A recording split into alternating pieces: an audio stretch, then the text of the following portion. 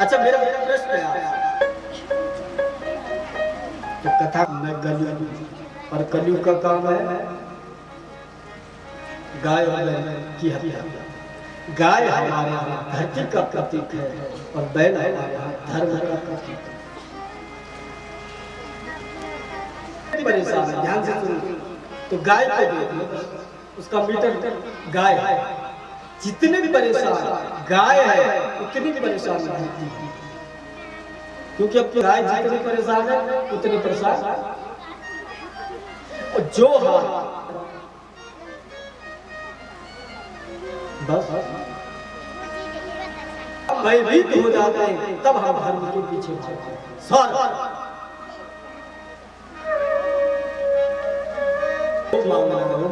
हम दे दे लाइट आएगा।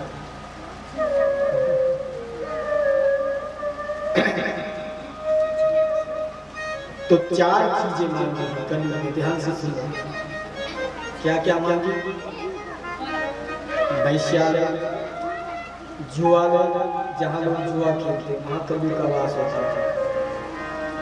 और शराब का ठेका, जहां लोग शराब खाते वहां कलयुग का वास होता था। और चौथी जो चीज है वो सोना। सोना किसको बोलते हैं? द्रव्य है।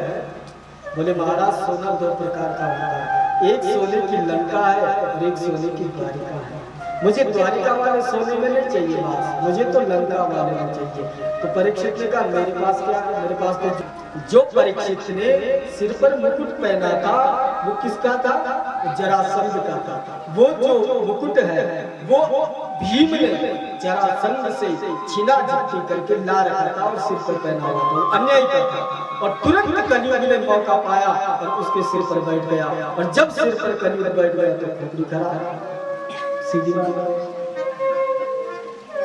कलयुग वहां से चला गया, परीक्षित के सिर पर बैठ गया, बुद्धि पर बैठ गया और परीक्षित को लगी प्यास। प्यास का मतलब तृष्णा। जब व्यक्ति के जीवन में कलयुग रहता है तो तृप्त नहीं होता, जैसे है ना, होता ही है। हम लोग तृप्त कभी नहीं होते। हमें 10 रुपए मिल जाए तो एकदम इच्छा होगी 20 रुपए मिले, होता है क्या? हमें 10 मिल जाए तो 20 की इच्छा, 20 मिल जाए 40 की इच्छा, 40 मिल जाए 80 की इच्छा।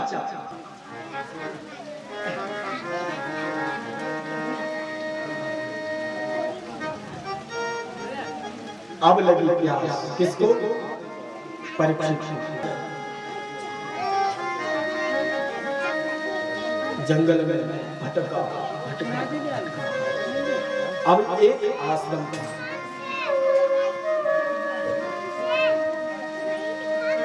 आश्रम किसका था? बोलो श्रृंगी महाराज की। महात्मा अपने ध्यान में बैठे हुए थे, तपस्या में बैठे थे, माला फेर रहे थे। सम्मान होता था जिस वंश में ऋषियों का मान होता था, उसी वंश में आज संतों का अपमान हुआ। किसके कारण?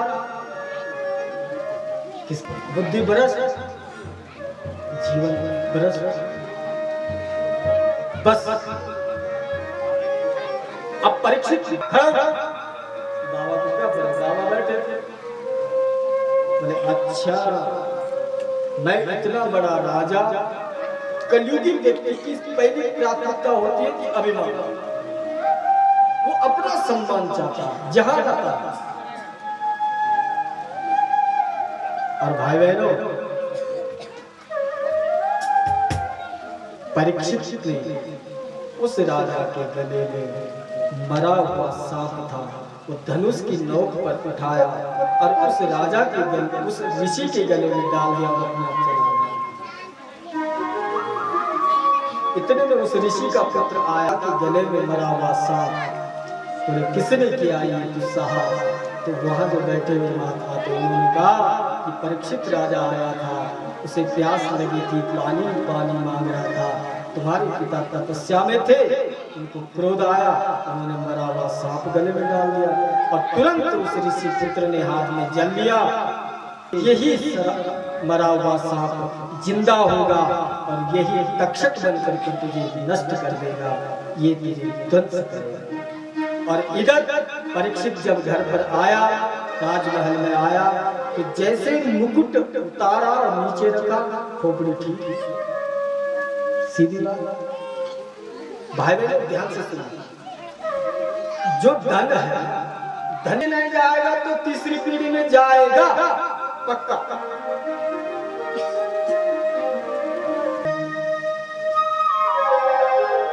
जैसे राजा ने मुकुट रखा, खोपड़ी ठीक हो गई, बुद्धि ठीक हो गई।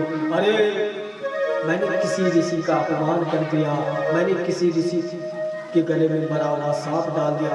एकदम नंगे पैर दौड़ा उस ऋषि की तरफ क्षमा मांगने कि वो मुझे क्षमा करे, वो मुझे दंड दे, चाहे कुछ भी दे, मैं उस ऋषि के पास जाऊंगा। और उधर उस ऋषि की आंख खुली तो देखा अपने पुत्र को क्रोधित था। बोले तू क्रोधित क्यों है बेटा? बोले अरे पिताजी तुमको नहीं पता, अभी परीक्षित आया था, उसने ये मरा हुआ सांप तुम्हारे गले में डाला था, लेकिन चिंता मत करो पिताजी, मैंने उसको श्राप दे दिया है कि यही सर्प तक्षक बनकर के 7वें दिन उसका नाश कर देगा। बोले अरे राजा को श्राप, तू इतना गिर गया? बेटा बहुत गलत किया, राजा को श्राप नहीं देना चाहिए था। बोले पिताजी अब क्या करूं? निकल गया, अब क्या? बोले जाओ उससे क्षमा मांगो। इधर से महात्मा का पुत्र दौड़ रहा है, उधर से परीक्षित दौड़ रहा है। भाई बहनों, जब व्यक्ति को, ध्यान से सुनना, व्यक्ति को जब अपनी गलती का एहसास हो जाता है, जब सोचे कि हाँ मुझसे गलती, एक तरफ से ऋषि पुत्र दौड़ रहा है, एक तरफ से परीक्षित दौड़ रहे हैं, दोनों ने आपस में एक दूसरे के चरण पकड़ लिए। एक बोल रहा मुझे क्षमा करो, ऋषि पुत्र बोल रहा मुझे क्षमा करो। बोले अब जो हो गया, सर्वधर्मान् परित्यज्य मामेकं शरणं व्रज, उस कन्हैया के चरण में चले जाओ और तुम वहां मृत्यु से बचने का उपाय करो। बोलो भागवत भगवान सीताराम सीताराम सीताराम सीताराम सीताराम सीताराम सीताराम सीताराम सीताराम सीताराम सीताराम सीताराम राजा राम राजा राम राजा राम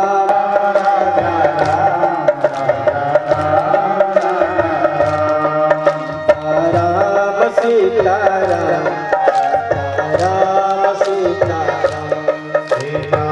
राम सीताराम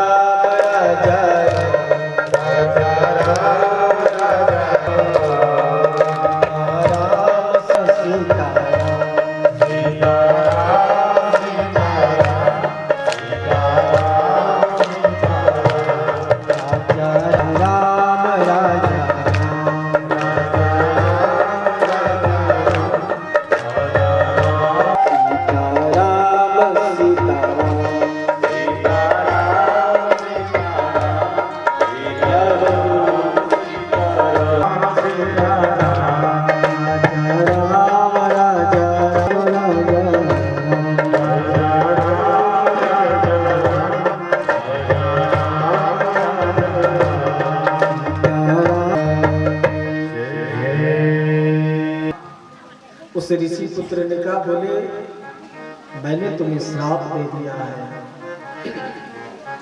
कि तुम 7 दिन में मर जाओगे और तुम्हें सर्प ही ध्वंस करेगा। तब परीक्षित को मतलब दंड मिलेगा। राजपाट छोड़ दिया, ध्यान से सुन, और सीधा गंगा जी के तट पर पहुंचा। सबसे एक ही प्रश्न था, क्या मीरियमाणं को धर्मा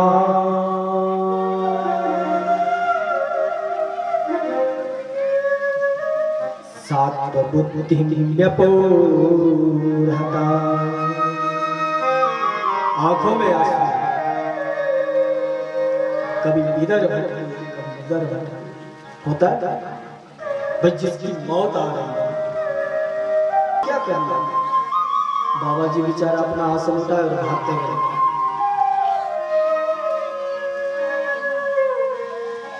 भाई बहनों, प्यास दोनों में लगती है, ध्यान से सुनना। एक प्यास ज्ञान की होती है और एक प्यास अभिमान की।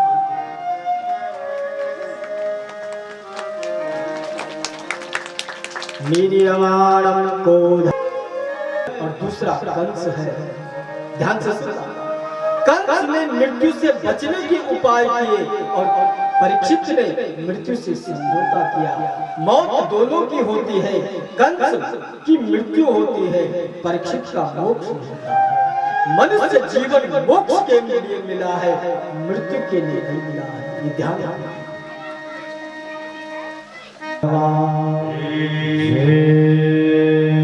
बोलो सुखदेव भगवान। तत्राद भगवद भगवान व्यास पुत्रो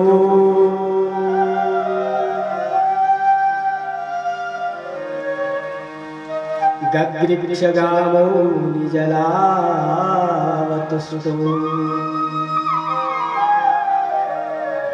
केवल एक लंगट है शरीर पे, किसकी? सुखदेव की।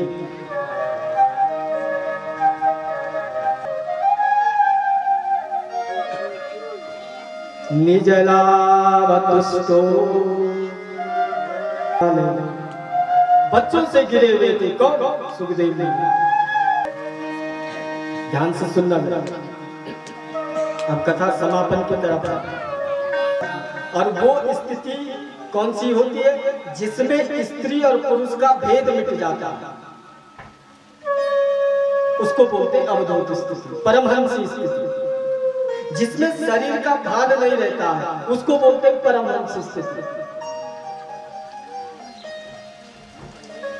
हमारे गांव में गैर बनाल में जब यज्ञ हुआ था, हरिवंश महापुरा,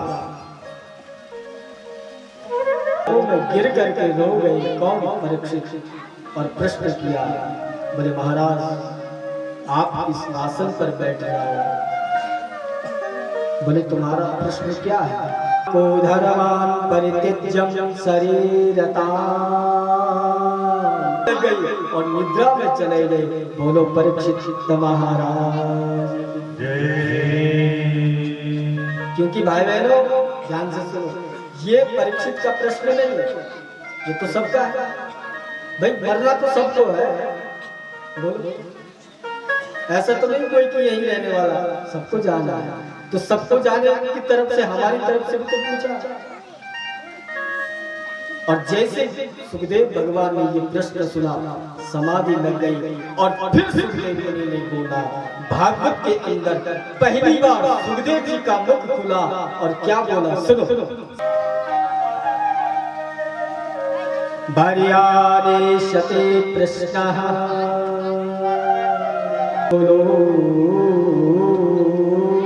धृतो निर्वाण। जबकि वो घरबार छोड़ करके आया है, ध्यान से सुनना, वो बिल्कुल भिखारी बना हुआ, लेकिन समझ गया कौन? सुखदेव कि ये कोई साधारण व्यक्ति नहीं, ये राजा है। क्योंकि जो प्रश्न किया है वो सर्व कल्याण के लिए किया है, और जो सर्व कल्याण की भावना करता है वो चाहे गद्दी पर न बैठा हो, वो ऋषियों की नजर में राजा होता है। ये है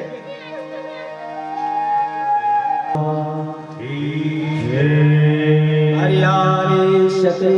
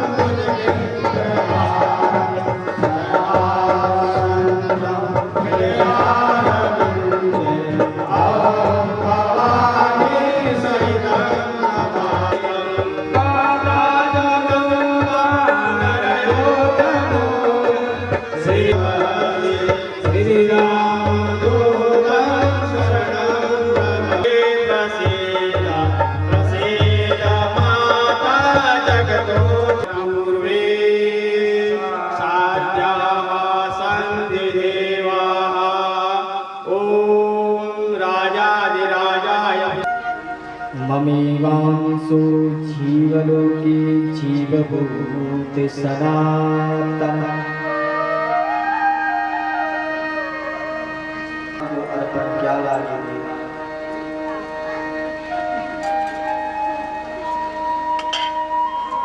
और इसमें 7 दिन में मोक्ष हो जाएगा और उससे 7 दिन में मोक्ष हो जाओगे। बोले गुरुदेव 12 वर्ष का समय नहीं है, केवल 7 दिन मेरे पास है। तो बोले बैठ। और सुखदेव भगवान ने परीक्षित को बिठाया और भागवत कथा आरंभ करी। बोलो सुखदेव भगवान श्री शुक उवाच।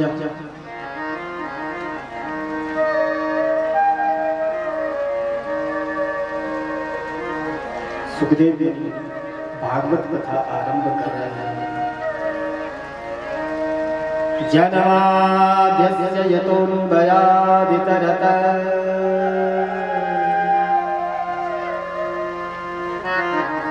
चार्ते स्वगेभ्यः स्वराम्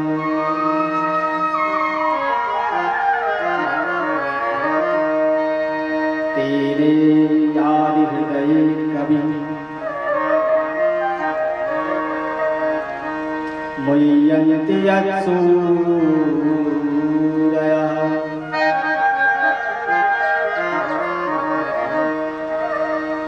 तेजो वारिमृणां यथा विनिमयो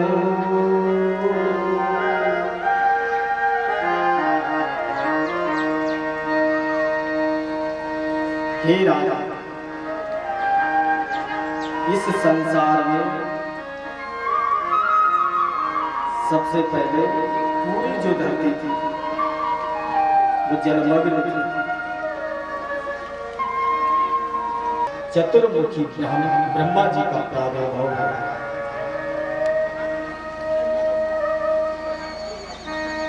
वैसे ब्रह्मा जी के 4 मुख नहीं थे। जब कमल के ऊपर प्रकट हुए, कभी इधर देखे तो उधर ही मुख बन गया, इधर देखे तो उधर ही मुख बन गया, और इधर देखे तो इधर मुख बन गया, और पीछे देखे तो पीछे मुख बन गया। अब जाए तो जाए कहाँ, क्योंकि पूरे जो पूरा समुद्र था, पूरा जलमग्न था। और भगवान ने उनको आदेश किया कि जाओ तुम सृष्टि का सृजन करो। अब ब्रह्मा जी ने कहा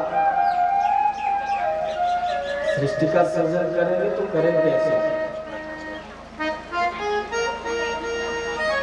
तो ब्रह्मा जी ने सृष्टि सृजन करना आरंभ किया। तो आपको पता है कि सबसे पहले इस धरती पर क्या प्रकट हुआ? भूत, प्रेत, यक्ष, गंधर्व, किन्नर। उनको बोला कि सृष्टि सृजन करो, तो अपने जैसे पैदा करने लगे। तो ब्रह्मा जी को बहुत परेशानी हुई, बोली ये क्या बना रहा है, ये तो सब भूत प्रेत गंधर्व। फिर चिंता हुआ ब्रह्मा जी, फिर ध्यान में गए तो ब्रह्मा जी के बगल में उस जल में बूंद गिर रही थी उस कमल से, और नीचे से आवाज आ रही थी। क्या? टप टप टप टप टप टप आता है पानी में टपकता। तो तो ब्रह्मा जी ने कहा ये साधारण शब्द नहीं, ध्यान लगा, बुद्धि के देवता तो है ब्रह्मा, ध्यान लगा, क्या मतलब है, क्या मतलब है। फिर उसका अन्वय किया, व्याकरण से जोड़ा, तब उसका अर्थ निकला क्या, तप तप तप तप तप, मतलब तपस्या, तपस्या, तपस्या। ये जीवन में तप नहीं किया, उसको पतन का रास्ता देखना पड़ता है। ध्यान जी की एक शरीर से मनुष्य प्रकट हुआ और एक शरीर से स्त्री प्रकट हुआ, और उनके नाम क्या है, बोलो मनु शत्रुपा महाराज।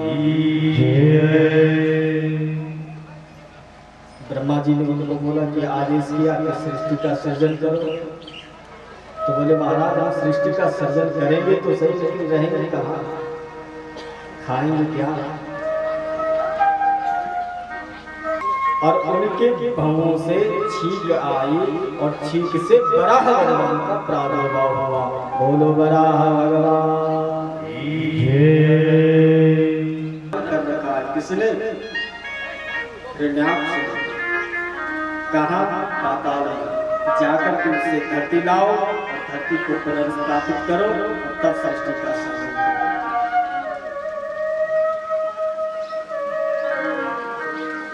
हिरण्याक्ष का वध किया और धरती को लाया, पुनर्स्थापित किया और मनुष्य कृपा ने सृष्टि का सृजन किया। बोलो शंकर भगवान। दो पुत्र हुए, 3 कन्याओं में देवहूति, आकृति और प्रसूति, और जो पुत्र थे तालपा और प्रियव्रत। कर्दम जी के साथ हुआ, आकृति का विवाह रुचि प्रजापति के साथ हुआ, और प्रसूति का विवाह दक्ष के साथ हुआ। राजा परीक्षित ने कहा, हे दयालु मुझे, और वही देवहूति जिसके गर्भ से स्वयं भगवान कपिल देव का प्रारंभ हुआ। मेरे महाराज प्रसंग को विस्तार से सुना।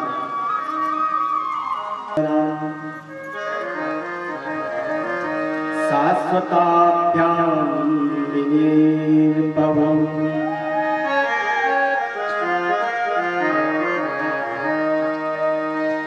मनु महाराज की जो सब उनका विवाह हो गया, लेकिन जो देवहूति थी ये थोड़ा भजनानंदी थी, थोड़ा भजन में ज्यादा ध्यान लगा। अगर इसके जैसा पति नहीं मिला तो गड़बड़ हो जाएगा। फिर नारद जी को बोला कि अगर कहीं भजनानंदी संत मिल जाए तो उससे मैं अपनी बेटी का विवाह कर दूंगा।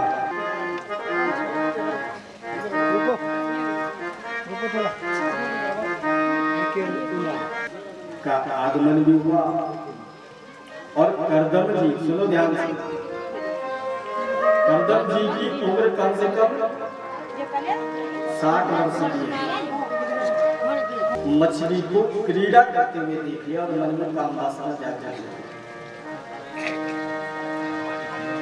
और मन में विचार आया कि अगर मेरा भी विवाह हो जाता तो बहुत सुंदर बात थी। लेकिन जी का दर्शन हो गया और नारद जी ने उनके पास प्रस्ताव रखा कि महाराज विवाह करना चाहते हैं।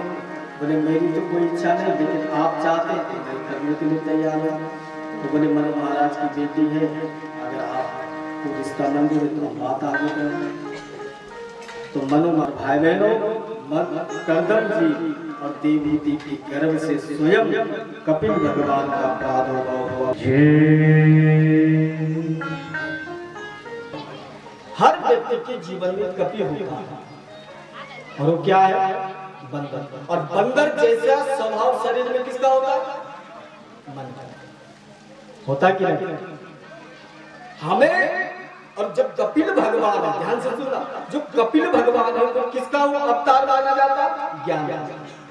मानते कि नहीं। सांख्य उपनिषद जो शास्त्र है वो कपिल भगवान की देन है। सांख्य जो दर्शन है उसका ज्ञान कब होगा,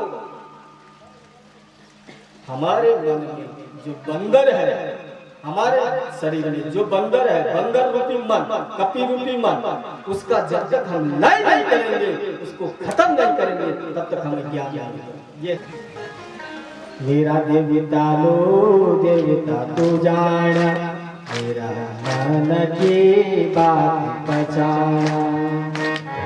गाँव का प्रधान थोड़ी उसको बुलाना पड़ता है। जय हो देवता लो देवता तू जाना, मेरा मन की बात पहचाना, मेरा देवता लो देवता की बात पहचाना, मेरा देवता लो देवता तू जाना, मेरा मन की बात पहचाना, मेरा देवता लो देवता तू जाना, मेरा मन की बात पहचाना, मेरा देवता लो देवता तू जाना, मेरा मन की बात पहचाना, मेरा नाग लो नाग तू जाना, मेरा मन की बात पहचाना, मेरा नाग लो नाग तू जाना, की बात पहचाना, मेरा धोनी बात पहचाना, मेरा धोनी लो तू जाना, मेरा धोनी लो तू जाना, मेरा की मेरा धोनी लो तू जाना,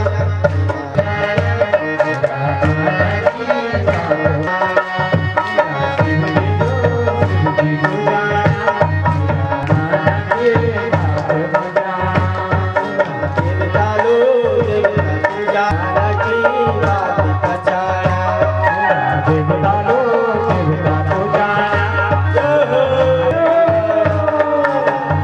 की बात पहचाना, मेरा देवता लो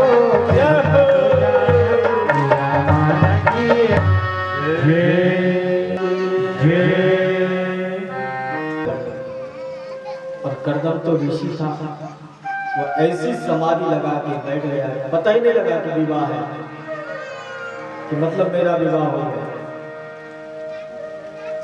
तप में विक्षेप न हो जाए। भाई बहनों ध्यान से सुनना। तो मैं बर्तन जल दे रही, कौन? जो धर्म पत्नी है, कौन? देवहूति।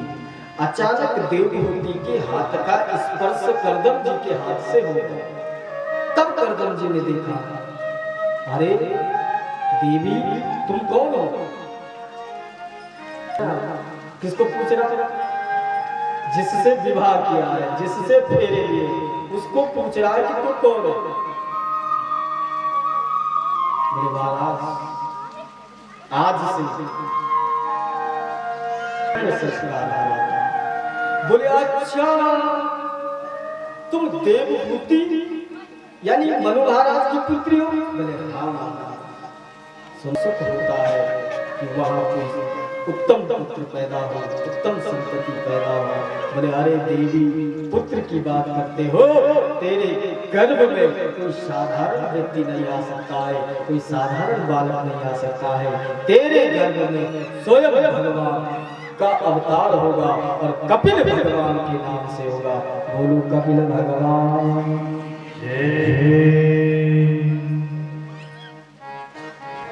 और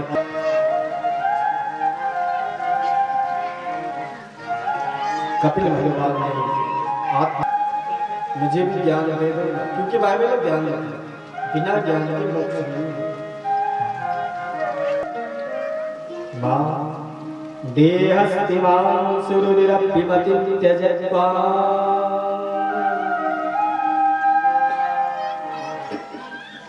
मां संसार में व्यक्ति दुखी होता इसलिए है क्योंकि उसके मन में मैं और मेरा जुड़ा हुआ है।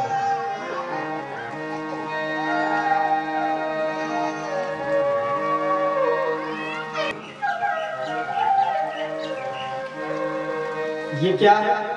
इसको क्या बोलते हैं? हाँ, ये क्या है?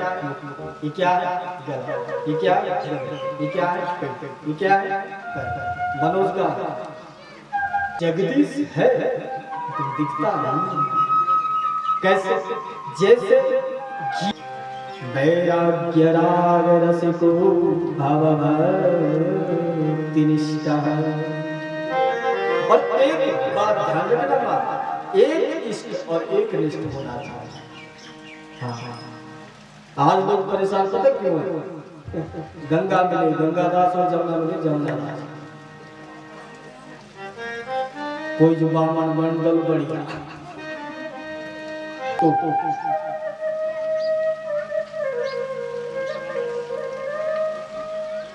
नहीं तो अक्सर होता क्या है कि घर का जो भी जोड़ता और बड़ का जो भी सिर नहीं निष्ठा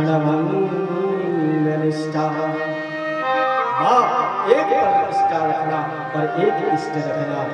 ऐसा मत करना कि ये मिला तो इसको पकड़ लिया, वो मिला तो इसको पकड़ लिया। इसमें अधोगति होती है।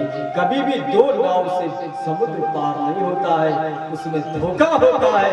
धोखा क्या होता है कि डूब जाता है। गुजरात में और भगवत कृपा से इस शरीर ने उस स्थान पर 2 बार भागवत कथा की। सिद्धपुर गुजरात, और उसको गुजरात में मातृ गया बोलते हैं। जैसे उत्तर में काशी में पितृ गया है, तो गुजरात में मातृ गया। माँ का जब श्राद्ध करते हैं गुजरात में लोग, तो उस स्थान पर जाके पिंडदान करते हैं। मातृ गया बोलते सिद्धपुर। इस प्रकार कपिल भगवान ने सांख्य उपनिषद का ज्ञान दिया।